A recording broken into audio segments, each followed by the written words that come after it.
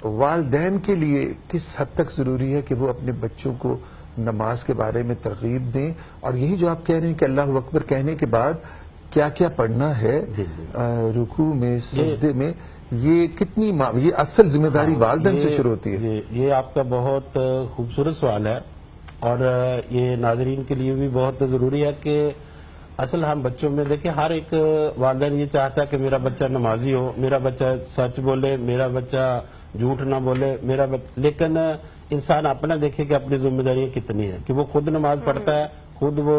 سچ بولتا ہے۔ اگر وہ خود تو پیارے نبی صلی اللہ علیہ وسلم کا فرمان ہے، بڑی پیاری حدیث ہے جو اب میں تو اکثر کلاس میں یہ کہتا ہوں کہ یہ سلیبس تو اب 4 سالہ شروع ہوا ہے نا، تو اللہ تعالیٰ پیارے نبی نے اس وقت ہی سلیبس دے دیا تھا۔ آپ ہیڈ آف دی ڈپارٹمنٹ ہیں پنجاب کالج میں؟ اس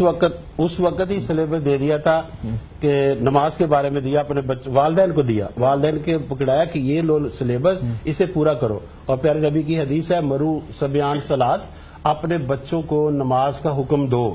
اذا بلغ 7 سنین، جب ان کی عمر ہو جائے 7 سال، فضربوہ، پھر انہیں مارو، اذا 10 سنین، جب ان کی عمر ہو جائے 10 سال۔ تو 4 سال، 7 سال سے لے کر 10 سال، 7ویں سال سے شروع کرنا بچے کو، 8واں سال، 9واں سال، 10واں سال اس کو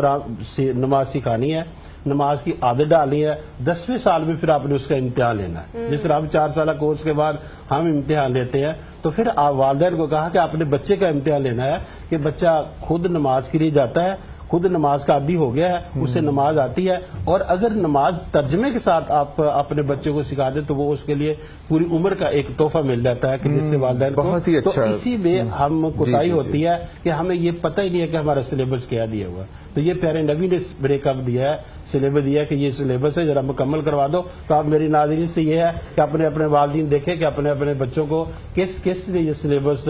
کور کروایا ہوا ہے۔ بہت اچھی طرح سے رانا صاحب آپ نے بتایا، بہت شکریہ۔ اگر کوئی کمی ہے تو آپ بھی وہ پورا کر سکتے ہیں۔ جی جی، بہت شکریہ، بہت شکریہ، بڑی اچھی بات ہے، بڑی تفصیل سے